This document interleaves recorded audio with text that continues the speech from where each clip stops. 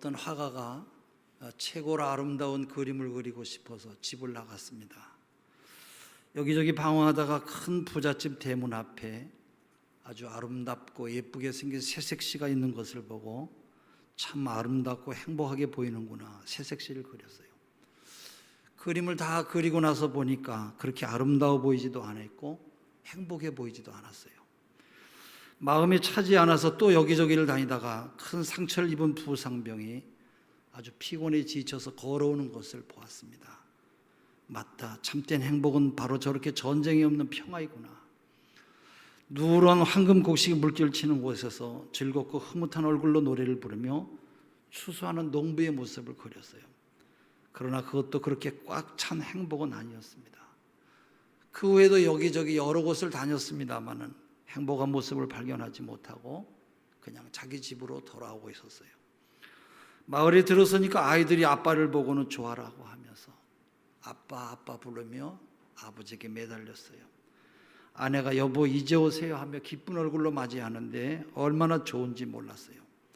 저녁에 가족들이 식탁에 둘러앉아서 하나님 옆에 감사 기도를 드렸어요. 하나님 아버지, 남편을 무사하게 돌아오게 해주시니 감사합니다. 기도를 하는데 너무 자기도 마음이 벅차서 잠깐 눈을 떠보니까 아내의 얼굴과 아이들의 얼굴이 그렇게 행복해 보일 수가 없었어요. 아, 이 세상에서 가장 행복한 장면은 바로 이것이구나. 그래서 저녁 식사 장면을 그렸어요. 이것이 바로 가족이라고 하는 그런 유명한 그림입니다. 어느 초등학교에서 학생들에게 가장 힘들고 고독할 때가 언제인지 설문조사를 했더니 대부분의 학생들이 대답을 했는데 엄마라고 불렀는데 엄마의 대답이 없을 때가 가장 힘들었다고 그래요. 시험을 못 친 때도 배고픈 때도 몸이 아픈 때가 아니라 사랑하는 엄마의 대답이 없을 때 가장 공허했다라는 거예요. 사람은 아무리 배부르고 건강하고 돈 있고 실력이 있어도 수천 명을 거느리는 사장님이라고 할지라도 그 가슴에 하나님의 사랑으로 채우지 못하면 사람은 힘들고 외롭고 고독한 것입니다. 사람은 사랑을 먹고 사는 존재로, 특별히 아기들은 꿈과 사랑을 먹고 사는 꿈나무요, 사랑나무예요. 그래서 사랑으로 키워야 되고 사랑으로 안아주어야 합니다. 각기 각 분야에서 크게 성공한 사람들을 조사해 보았더니 대부분 할아버지와 할머니와 함께 살았던 사람들이 모두가 크게 성공한 사람들이 되었다는 것입니다. 특별히 할아버지 할머니의 사랑을 받고 자란 사람들이 성품도 좋고 어려움도 이기고 긍정적이라는 거예요. 범죄할 가능성도 적고 대인관계뿐만 아니라 정서적으로 안정이 되어 있고 모든 면에서 항상 좋은 생각을 가지고 살고 있기 때문에 성공적인 삶을 살아간다는 것입니다. 특별히 아이들은 할머니 할아버지의 사랑을 많이 받고 또 아버지 어머니의 사랑을 받고 자란 사람들이 세상에서도 귀하게 크게 쓰임을 받는다는 것입니다. 더구나 우리들은 다른 어떤 사람들보다 하나님의 사랑을 받으며 살아가고 있어요. 그러나 아버지의 사랑, 어머니의 사랑, 할아버지 할머니의 사랑은 혹시 변할 수도 있고 할아버지 할머니가 세상을 떠나면 그 사랑이 또 지속되지 못하고 끝날 것이지만 그러나 우리 하나님의 사랑은 영원히 끊어지지 아니하고 변하지 않는 사랑이에요. 우리에게 영원히 변함없는 하나님의 사랑이 있으니까 우리는 잘 될 수밖에 없는 것입니다. 여러분도 저도 잘 될 줄로 믿습니다. 어머니가 해주는 밥과 옷도 사랑이고 어머니의 매질도 사랑이듯이 하나님께서 우리에게 주시는 이 모든 것이 다 사랑하기 때문에 주시는 것이에요. 얼마나 귀한 일이에요. 요한일서 3장 1절에 보라 아버지께서 어떠한 사랑을 우리에게 주사 하나님의 자녀라 일컬음을 얻게 하셨는고 우리가 그러하도다. 우리 한 사람 한 사람이 하나님으로부터 엄청난 사랑을 받고 살고 있어요. 하나님께서 천지를 창조하신 것도 우리에 대한 사랑 때문이에요. 하늘의 별과 뭉게구름과 무지개와 꽃과 벌과 나비 또 자연에서 기르는 오곡백과도 모두 다 하나님께서 우리를 위해서 지으신 것이에요. 얼마나 고마운 일입니까? 그러나 그것으로도 부족해서 첫사람 아담과 이브에게 에덴 동산을 주셨어요. 하나님께서 동방의 에덴의 동산을 창설하시고 처음 사람 아담과 하와를 살게 하셨어요. 거기를 에덴 동산이라고 그렇게 말해요. 영어 성경에는 에덴 동산을 가든 오브 에덴이라고 그렇게 표현했어요. 에덴은 기쁨과 즐거움이라고 하는 그런 뜻이 있어요. 창세기 1장 31절에 하나님이 지으신 그 모든 것을 보시니 보시기에 심히 좋았더라 말씀하세요.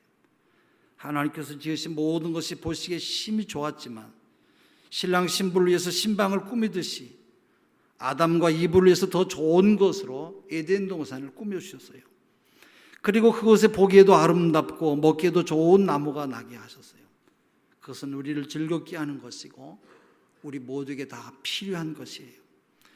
그러나 에덴 동산에는 시기, 질투, 가난, 고통, 눈물, 탄식, 슬픔, 괴로움, 염려 이런 것들이 없었어요. 사람이 여러분 무엇이 있어서 행복한 존재가 아니라 없어야 될 것이 없을 때 행복한 것이에요. 돈이 많아도 시기와 미움과 다툼과 갈등이 있으면 그는 불행한 사람이에요. 돈 때문에 여러분 부부간에 부자간에 형제간에 다투는 사람들이 얼마나 많이 있습니까?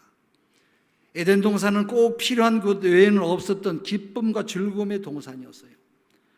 그래서 이사야 51장 3절에 에덴 동산을 어떻게 말했느냐? 나 여호와가 시온을 위로하되 그 모든 황폐한 것을 위로하여 그 광야로 에덴 같고 그 사막으로 여호와의 동산 같게 하였나니 그 가운데 기뻐함과 즐거움과 감사함과 창화하는 소리가 있으리라 그랬어요. 이로 밀어볼 때 에덴 동산은 기쁨과 즐거움과 감사의 노랫소리가 있었던 항상 행복한 동산이었던 것을 알 수가 있어요. 여러분 사람이 살아갈 때 물이 없으면 죽지요. 물은 생명이기 때문에 그렇습니다. 그 생명수 강이 하나만 흘러도 좋은데 에덴 동산은 4개나 흘렀어요. 그 강의 이름은 비손강, 기혼강, 히데길, 유브라데 강이에요. 비손의 뜻은 축복이 흐른다고 하는 그런 뜻이에요. 비손강은 축복의 풍성한 축복이 흐르고 그 바닥에는 금과 진주와 보석이 깔렸어요. 기온은 축복과 은혜가 가득 차게 흐른다는 뜻이고 히데겔은 하살처럼 시원하고 빠르게 흐른다고 하는 뜻이며 유브라데는 달콤하고 시원하다고 하는 그런 뜻이에요. 에덴 동산은 한마디로 아름답고 즐겁고 모든 것이 갖추어진 지상 최고의 아름다운 동산인 것이에요. 70인역에 보면은 에덴 동산은 낙원이라고 그렇게 말하고 있어요. 파라다이스라는 거예요. 바로 하나님은 그러한 아름다운 땅을 우리 사람에게 주셨어요. 여러분 얼마나 고마운 일이에요. 거기에 대해 더하여 하나님께서는 독생자도 주셨어요. 하나님이 세상을 이처럼 사랑하사 독생자를 주셨으니 이는 저를 믿는 자마다 멸망하지 않고 영생을 얻게 하려 하심이라. 요한복음 3장 16절. 이것은 하나님께서 우리를 얼마나 사랑하시는지를 나타내 주는 도수요 척도인 것이에요. 하나님께서 우리를 얼마나 사랑하시는지 하나밖에 없는 그 귀한 아들을 우리에게 주셨어요. 그리고 우리에게 영원한 천국도 주셨어요. 이 세상 삶이 끝나면 우리는 다 천국으로 가게 됩니다. 에덴 동산은 이처럼 아름답고 살기가 좋아서 낙원이라고 하는데 하물며 여러분 하늘의 낙원은 얼마나 좋겠어요. 엊그제 우리 교회 남매자 성도께서 병으로 고생하시다가 하늘나라로 가셨어요. 금년에 성도들이 많이 지지난주에도 우리 김주연 청년이 병으로 고생하다가 하늘나라로 갔고 이 또 도로 운명하시면서 이 남매자 집사님이 한 3년 동안 병으로 고생하시다가 운명하시면서 두려움이 하나도 없는 그런 평안한 모습으로 가셨는데 친정 동생들이 와서 그 위독한 언니 옆에서 어렸을 때 옛날에 재밌게 놀던 때를 기억하며 언니 들으라고 이야기를 했더니 아주 재밌게 들으면서 웃더래요. 그리고 아주 편한 마음으로 계시다가 운명하시기 전에는 나 지금 이 병원 앞에서 간호사들과 병원놀이 하고 있다고 그러더래요. 아마도 천국 문 앞에서 천사들을 보신 게 아닌가 생각이 돼요. 대구제일교회 이상근 목사님께서 돌아가시기 전에 계속해서 그 아들이 이성희 목사님인데 연동교회 이성희 목사님이 가셔서 아버지 얼마나 고생하세요. 야 목회하면서 힘든데 뭐하러 이렇게 자주 오냐. 하나님께서 나를 3일 후에 오라고 하신다. 그러니 염려하지 말고 올라가라. 그 이야기를 듣고 그러시냐고. 지금도 천사들이 내 주변에서 왔다 갔다 한다.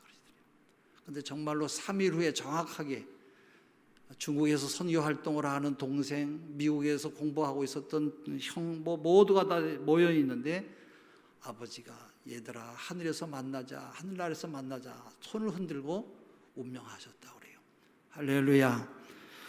여러분, 우리가 이런 아픔과 슬픔 가운데도 위로를 받을 수가 있는 것은 하나님께서 우리를 위해서 만들어 놓으신 아름다운 천국이 있기 때문에 우리가 위로를 받는 것이에요. 이 세상 삶이 끝나면 우리는 다 그곳으로 가는 것이에요. 우리가 천국의 즐거움을 안다고 한다면 아마 여러분도 아마 이 세상 사는 것이 그렇게 힘들지 않을 것이에요. 저희 아버지께서도 세상을 떠나실 때도 천국에서 만나자고 하시면서 흰옷을 입고 하늘로 올라가시는 것을 저희 어머니가 보셨다고 그래요.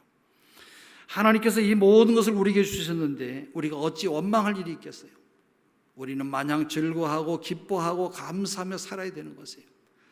또 그 하나님의 은혜를 우리가 갚으면서 살아야 되는 것이에요.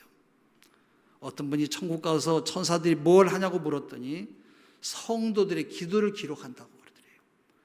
더 높은 곳으로 올라가니까 그곳의 천사들도 아주 바쁘게 움직였어요. 그것의 천사들은 성도들이 기도한 대로 기도응답을 포장해서 성도들에게 보내는 것이었어요. 또 한 곳에 보내니까 또 한 곳에 가니까 천사들이 놀고 있었어요. 다른 곳의 천사들은 모두가 다 바쁜데 그곳의 천사들은 왜 이렇게 한가한지 물었더니 지금 기도응답의 신고를 기다리고 있기 때문이라고 그랬어요. 기도응답을 해주었으니 기도응답에 대한 신고가 오기를 기다리고 있는데 신고가 들어오지 않아서 그렇게 한가하게 지금 있다라는 거예요. 여러분, 이것은 우리가 하나님께 기도응답에 대한 감사 기도를 하지 않는다라는 거예요. 얼마나 마음이 아프겠어요. 우리 교회 성도들은 기도도 잘 하시고 응답도 잘 받으시고 하나님께 신고도 여러분 감사도 잘 하시기를 바랍니다. 엄청난 우주를 주시고도 더 주시는 우리 하나님이세요. 그보다 더 큰 천국까지 우리 모두에게 다 주셨어요. 그러니까 우리가 이 세상에 삶이 힘들고 어려워도 천국을 생각하면 감사와 위로의 웃음이 나오는 것이에요.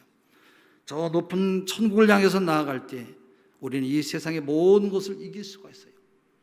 우리가 천국을 바라보면서 이 세상을 승리하며 사시기를 주의 이름으로 축원합니다. 에덴 동산은 최고로 좋은 환경이에요. 하나님께서 사람이 누리기에 최고로 좋은 환경을 주셨어요. 은혜가 있으면 비록 환경이 좋지 않고 환경이 열악해도 우리는 승리할 수가 있고 언제나 기쁨과 은혜 속에 살게 되는 것이에요. 높은 산이나 거친 들이나 초막이나 궁궐이나 감옥이나 내 주 예수 모시고 사는 곳이 바로 거기가 바로 하늘나라인 것이에요. 은혜가 넘치면 아무리 열악한 환경에서 천국을 누릴 수가 있습니다만 은혜가 없으면 마음이 고통스러운 것이에요. 그래서 우리는 할 수 있는 대로 좋은 환경을 갖고 나가면서 살아야 돼요. 또 하나님께서도 우리에게 아무 데서나 살아가게 하지 아니하시고 아름다운 낙원을 만들어 주셔서 살게 하신 것처럼 우리들도 사랑하는 가족이 사는 집을 잘 가꿔야 돼요. 새 방은 새 방대로, 자기 집은 자기 집대로 아름답게 정리하고 가꿔야 돼요. 또 교회도 아름답게 가꿔야 돼요. 교회도 성도들이 오셔서 평안하고 안정된 분위기에서 기도하고 예배를 드리도록 하기 위해서 얼마나 우리가 주변 환경에 대해서 많이 신경을 쓰는지 몰라요. 여러분들이 말씀을 잘 듣도록 하기 위해서 더 우리는 신경을 많이 써요. 제가 아이들을 정말 사랑하고 좋아합니다마는 말씀의 환경을 흐트러질까 봐 아이를 데리고 온 엄마들은 꼭 유아실에 들어가서 예배를 드리도록 그렇게 권면을 해요. 조용한 가운데 세미한 하나님의 음성을 들어야 되는 거예요. 또 설교를 듣는 중에 여기에서 한 아이가 뛰어다니면서 저기 막 뛰어다니고 또 저쪽에서 빽 하고 또 소리를 지르면 절대로 은혜를 받을 수가 없기 때문에 저희들이 예배 환경에 얼마나 신경을 많이 쓰는지 몰라요. 커피가 아무리 향기로워도 여러분 화장실 앞에서 플라스틱 바가지에 담아서 마시면 그게 커피 맛이 나겠어요? 우리가 커피를 마시는 것도 이렇게 환경이 중요한 것이에요. 우리가 부부 생활도 역시 마찬가지예요. 여자는 화장을 해야지요. 아무리 얼굴이 자신 있는 여자라도 화장을 해야지 화장하지 않는 여자는 매력이 없어요. 그리고 남편 가까이 갈 때는 부엌에서 일할 때 입었던 옷을 갈아입어야 돼요. 생선 비린내가 나는 옷을 입고 있으면 안 되는 것이에요.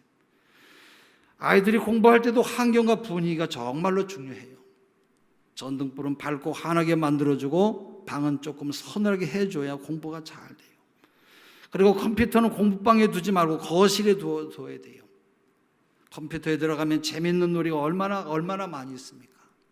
또 요즘은 야한 그런 동영상 같은 것이 많이 있기 때문에 혼자서 공간에 두고 있으면 그런 것을 보느라고 공부를 하질 않아요. 그런 컴퓨터가 옆에 있는데 어떻게 공부가 되겠어요?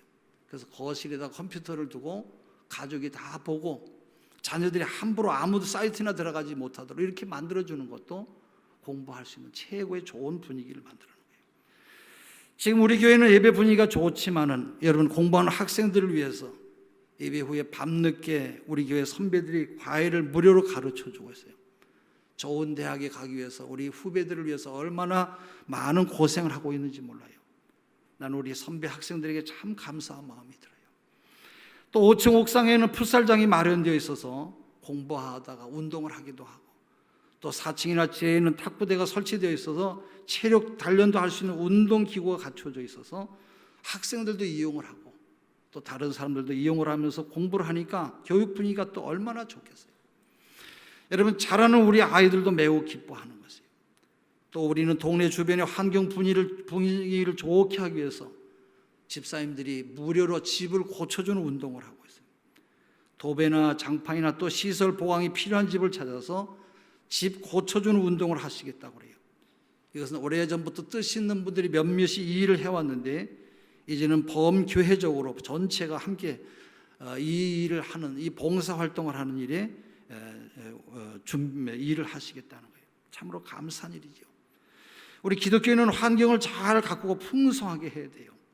내 집과 내 교회와 내 회사 분위기를 여러분 잘 세워나가야 되는 거예요. 분위기가 중요해요. 특별히 여러분 영적 분위기는 더 중요해요. 어떤 목사님이 말씀하시는데 자기가 섬기는 교회 집사님이 이야기를 해주셨대요. 자기 집 앞집에, 집사님 앞집에 정신이 조금 이상한 남자분이 이서라는데 이분은 하루 종일 똑같은 노래만 계속해서 부른대요. 아침부터 저녁까지 들려오는 노래는 어떤 노래냐? 타양살이며 태동거 손꼽아 헤어 보니, 매일같이 부르는 이 노래소리 때문에 집사님의 스트레스가 얼마나 쌓이는지 힘들어서 괴롭다라는 거예요. 어쩌다 우리 앞집에 저런 이상한 남자가 이사 와서 우리를 이렇게 어렵게 하냐, 그렇게 불평했대요. 근데 며칠이 지나니까 집사님이 자기도 모르게 타양살이며 노래를 부르더라는 거예요. 빨래를 하면서도 타양살이를 하고요. 여러분, 우리 영적 분위기를 위해서도 우리가 원칙을 세워놓고 살아야 돼요. 그래서 내 자동차에서는 찬송과 하나님의 말씀만 듣는다, 우리 집 부엌에는 찬송 소리만 들리게 한다는 이런 원칙을 세우고 살아가면 얼마나 우리에게도 여러분 영적으로 도움이 되는 것이에요. 여러분이 자동차를 운전하면 자동차에, 식당을 경영하시면 식당에, 또 약국을 경영하시면 약국 전체에 찬송이 흐를 수 있도록 그런 분위기를 만드세요. 그러면 예수 믿는 사람들은 은혜를 받고 믿지 않는 사람들은 좋은 음악이 흐르는구나 아마 좋아할 것이에요. 그리고 하나님께서도 기뻐하셔서 여러분을 더 크게 축복하실 것이에요. 언제 어디에서나 분위기와 환경을 잘 갖고 나가야 돼요. 그리고 에덴 동산에는 일이 있었어요.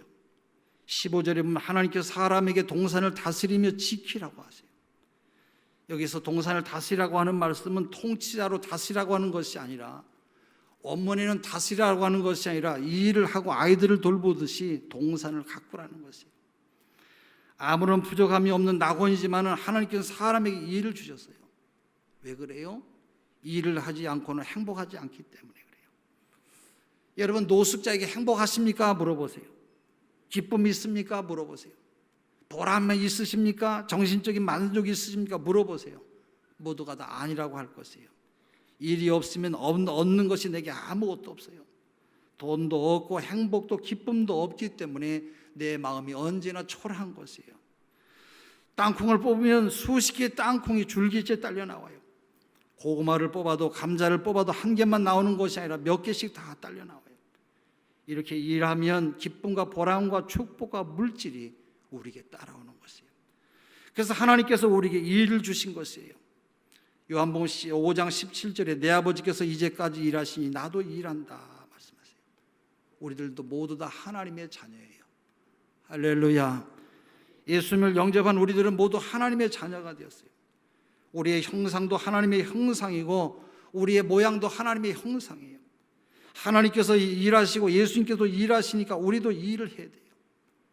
우리들이 예배당에 올 때도 기쁨으로 와야 되지만 회사에 출근할 때도 기쁨으로 출근해야 돼요. 내 일이 축복이지. 에덴 동산에도 이 일을 주셨지. 하나님 감사합니다 하며 열심히 일해야 되는 것이에요. 학생은 학교 갈 때 여러분 기뻐해야 돼요. 기쁘게 가서 공부를 해야 돼요. 거기에서 따라오는 기쁨이 얼마나 큰지 몰라요. 회사에서 열심히 일하는 사람을 누가 여러분 싫어하겠어요? 빈둥빈둥 농땡이 치니까 그 사람을 싫어하는 것이에요. 일에 시달리면 사람에게 시달리지 않는다라고 하신 어떤 목사님의 말씀이 있어요. 일에 시달린 만큼, 여러분 시달린 만큼 열심히 일하는 사람을 왜 싫어하겠어요? 열심히 일하는 사람은 여러분 귀하게, 어디에서든지 귀하게 여김을 받는 것이에요. 일을 게으르게 하니까 사람들에게 시달림을 받는 것이에요. 데살로니가후서 3장 10절에 누구든지 일하기 싫거든 먹지도 말게 하라고 하셨어요. 우리 기독교인은 부지런해야 돼요. 게으른 자는 굶어 죽게 하라고 하는 것이 성경의 교훈이에요. 하나님께서 일하시니 우리들도 열심히 일해야 돼요. 하나님은 일하시는 분이세요.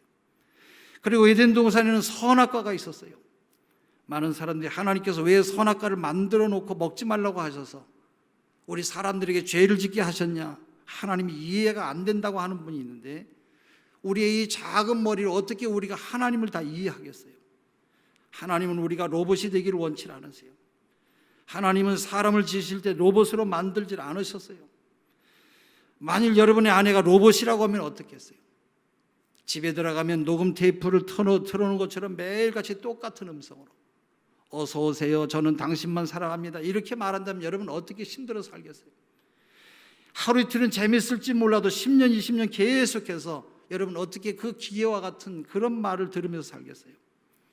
로봇이 아닌 우리는 선악과를 따먹을 수 있는데, 보암직하고 탐스러운 선악과를 따먹고 싶은데 나는 주님을 사랑해야 하며 주님 때문에 따먹지 아니할 때 주님께서 우리를 보시고 기뻐하시는 것이에요. 우리 주님께서는 우리의 신앙의 절개를 지키는지 지키지 않는지를 보시는 것이에요. 어떤 죄는 정말로 달콤해 보여요. 정말 따먹고 싶은 것이 있을 수가 있어요. 그러나 하나님 때문에 아니야, 나는 못 먹는다. 여러분, 우리의 신앙의 절개를 지킬 때 하나님께서 기뻐하시는 것이에요. 선악과를 먹으면 망한다고 하는 것은 선악과에 독이 있다는 말이 아니에요. 선악과를 먹는 것은 하나님의 말씀을 제껴놓고 내 멋대로 살겠다고 하는 그런 말이에요. 선악과를 먹으면 그래서 낙원을 잃어버리는 것이에요. 선악과를 먹고 선악을 안다는 것은 선과 악을 분별한다는 말이 아니라 하나님을 의지하지 아니하고 자기 혼자 판단한다는 그런 말이에요. 우리가 예수 믿기 전에는 하나님, 이것이 선입니까? 이것이 악입니까? 어떻게 해야 됩니까? 그렇게 했는데 이제는 자기가 하나님처럼 판단해서 자기 마음대로 사는 것이에요. 그것은 곧 내가 망하는 그런 지름길로 가고 있는 것이에요. 영국의 웰링턴 장군과 불란서의 나폴레옹 황제가 싸운 워털루라고 하는 전쟁이 있는 날 아침에 나폴레옹 황제가 사령관 네이 장군에게 말했어요. 장군, 보병들은 저쪽으로 보내시고 기마병들은 이쪽으로, 포병들은 반대쪽으로 다 배치하시오. 오늘 오후가 되면 영국은 프랑스에 굴복할 것이고 웰링턴은 내 포로가 될 것이요. 그때 신앙심이 깊은 네이 장군이 말했어요. 황제폐하, 계획은 사람이 세우지만 그 일의 승패는 하나님께 달려있음을 잊어버리시면 안 됩니다. 그러자 나폴레옹이 화를 내며 말했어요. 장군, 뭔 말이요? 명심해요. 이 계획은 내가 세우고 이 일의 승패는 내게 달렸어. 당시 프랑스의 최고 시인이었던 빅토르 위고는 이렇게 기록을 했어요. 나폴레옹 황제가 그 말을 입 밖으로 쏟았을 때부터 그는 패배하기 시작했다고 그렇게 말했어요. 그날 하나님께서 우박을 쏟아 부어주셔서 나폴레옹 군대는 전쟁을 해보지도 못하고 영국에 굴복당했고 나폴레옹은 웰링턴 장군의 포로가 되고 말았어요. 여러분, 유명한 영화 타이타닉호가 침몰한 것은 선장에게 책임이 있어요. 선장은 타이타닉호가 출발하는 날 아침에 이렇게 말했어요. 이 배는, 우리의 배는 너무너무 견고하기 때문에 하나님도 절대로 침몰시키지 못한다고 말했어요. 그 기사가 신문에 실렸어요. 근데 그 배가 침몰당하고 말았어요. 하나님께서 세워주지 아니하시면 여러분 아무리 잘 나간다고 할지라도 순식간에 여러분 무너지는 바벨탑이 되고 마는 것이에요. 아브라함과 롯은 둘 다 거부였고 똑같이 출발했습니다마는 선악과를 따먹지 아니하고 하나님만 주목한 아브라함은 갈수록 번영했고, 선악과를 따먹은 롯은 패망하고 말았어요. 출애굽기 20장 6절에 하나님을 사랑하고 그 계명을 지키는 자는 자손 1000대까지 은혜를 받는다고 말씀하세요. 한 아버지의 아들이지만 하나님을 제쳐두고 살았던 에사는 역사의 뒤안길로 사라졌고, 항상 하나님을 찾았던 야곱은 남의 집에서 머슴살이를 해도 그는 최고의 축복의 사람이 되었어요. 똑같은 왕이지만 하나님을 제껴두고 자기 마음대로 해보겠다고 했던 사울왕은 그 3명의 아들들과 함께 한날에 죽고 말았습니다만, 왕이 되어서도 하나님 앞에 엎드렸던 다윗은 끝까지 자자손손 장구한 삶을 살았어요. 어차피 사람은 높아지고 낮아지고 되고 안 되고 살고 죽는 이 모든 것은 하나님의 손에 달려있어요. 시간과 선악과인 주의를 따먹고, 물질의 선악과인 11조를 따먹고 좋아 보이는 죄도 슬쩍슬쩍 죄를 지으면 결국은 무너지고 마는 것이에요. 그러나 선악과를 따먹고 싶어도 따먹지 아니하고 하나님 앞에서 신앙의 절개를 지킬 때 하나님께서 우리의 가정을 세워주시고 자녀를 세워주시고 사업장을 세워주시는 줄로 믿습니다. 언제나 하나님을 의지하고 겸손할 때 하나님은 은혜를 우리들에게 부어주시는 것이에요. 경기여고와 서울대를 졸업한, 그리고 예일대에서 박사학위를 받은 아가씨와 경기고등학교 서울대학교를 졸업하고 하버드대학에서 박사학위를 받은 총각이 결혼을 했어요. 둘이 얼마나 다 똑똑한지요. 길을 걸으면 똑똑 소리가 날 정도로 정말로 똑똑한 사람이었어요. 나도 천재이고 너도 천재예요. 부부지간이지만 서로 지지 않으려고 하니까 두 천재는 너무 사는 게 힘이 들었어요. 친구들 모임에 가서는 천재끼리 결혼을 했으니까 자신들이 낳은 아이는 만재가 될 것이라고 교만을 떨었어요. 미국에서 살았는데 아들을 낳았어요. 만재를 낳을 줄 알았는데 전응아를 낳았어요. 우리 집안의 핏줄은 깨끗한데 당신 집안에 문제가 있는 것이라고 서로 싸웠어요. 여러분, 교만한 부부에게는 좋은 자녀를 주시질 않아요.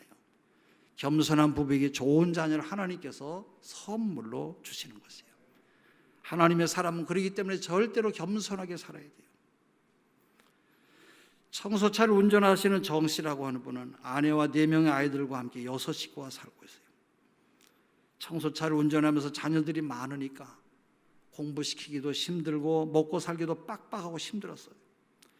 근데 열심히 사시는, 혼자 살고 계신 할머니가 옆집에 계셨는데 아들도 없고 딸도 없고 손자도 없는, 의지할 것이 없는 할머니를 볼 때마다 늘 마음이 아파서 아내와 의논을 한 다음에 외로운 할머니를 자기 집으로 모시고 와서 친할머니처럼 섬겼어요.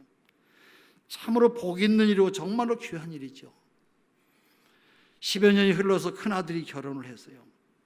요즘 젊은 사람들은 자기들끼리 따로 사는 것을 좋아하니까 너희들이 이제 따로 나가서 살라고 했더니 아버지 무슨 말씀을 그렇게 하시냐고. 아버지 어머니는 친어머니도 아닌 할머니를 이렇게 모시고 사는데 우리가 친아버지 어머니를 떠나서 어디로 간단 말입니까? 저희들이 평생 부모님을 모시며 살겠습니다. 그렇게 했다라는 거예요. 여러분, 얼마나 아름다운 이야기예요.